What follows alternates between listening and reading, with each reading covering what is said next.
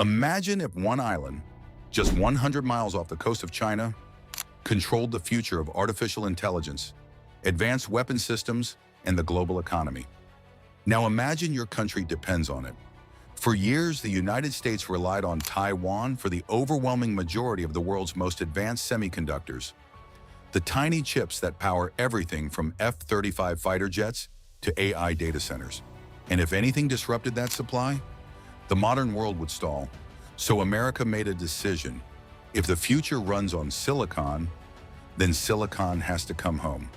Welcome to Man-Made Marvels, and the story of how the Arizona desert became one of the most strategically important construction sites on Earth.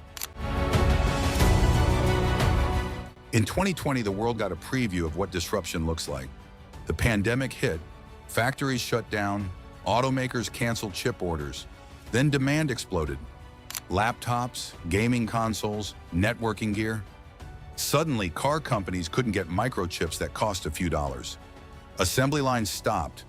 Billions in revenue vanished. Vehicles sat unfinished for months. It wasn't just inconvenience, it was exposure. The world realized something uncomfortable. Modern civilization runs on semiconductors, and the supply chain was dangerously concentrated.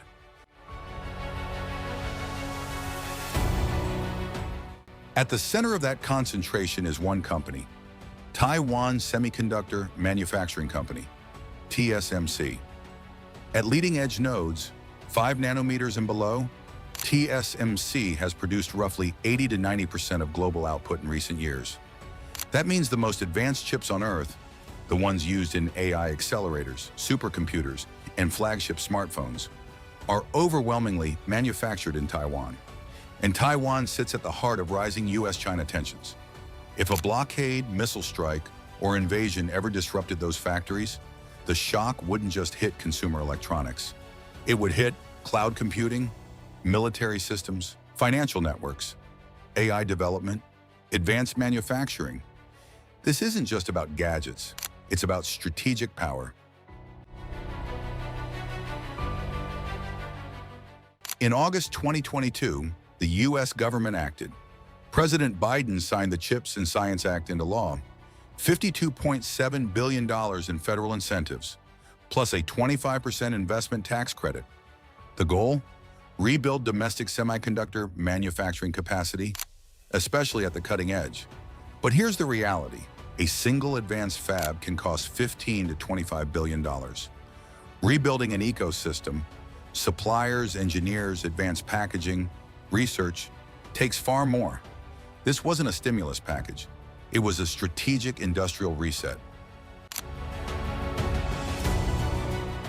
So why build it in the desert? 4 reasons. First, infrastructure.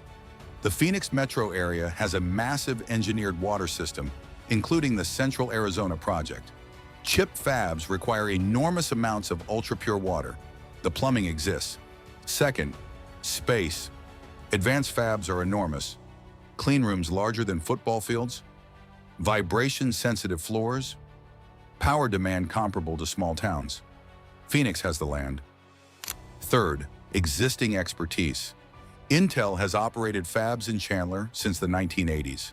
Arizona wasn't starting from zero. Fourth, talent pipeline. Arizona State University is one of the largest universities in the country and has expanded semiconductor engineering programs directly aligned with industry. Arizona offered land, infrastructure, and a head start. But what's being built there is on another level. TSMC's Arizona campus isn't one factory, it's a multi-fab mega project.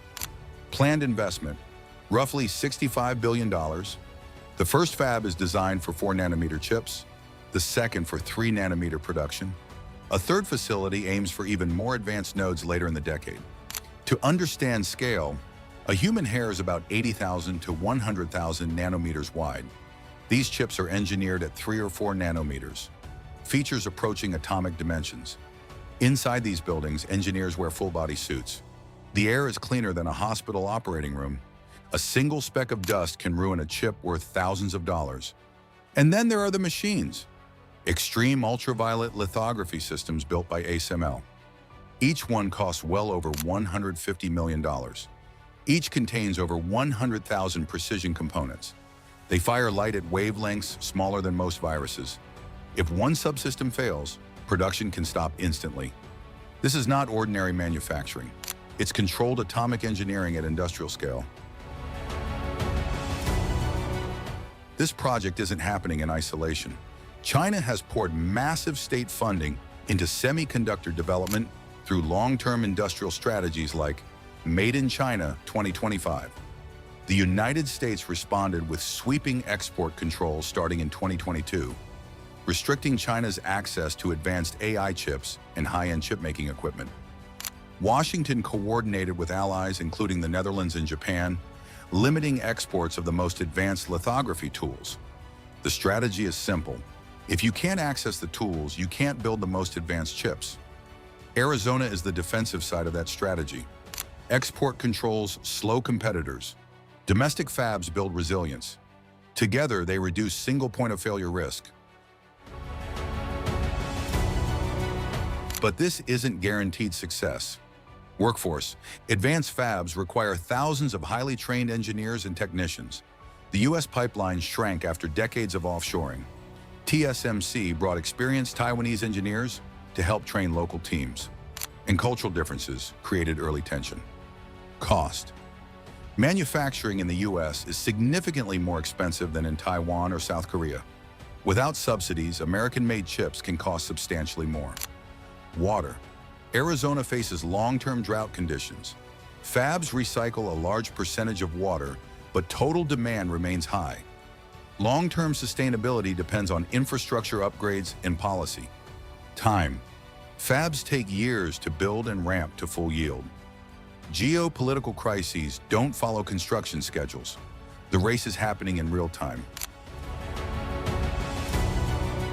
So what's really happening in Arizona? The United States is trying to ensure that the future of AI, defense systems, and advanced computing does not hinge entirely on one island 100 miles from China. It's not replacing Taiwan, it's building redundancy, because semiconductors are no longer just components. They are strategic infrastructure. They power cloud computing, aerospace systems, precision weapons, financial networks, the nervous system of modern civilization. And whoever controls advanced chip production controls a key lever of global power. The story began with one island. Now it includes a desert. On one side of the Pacific, decades of concentrated expertise.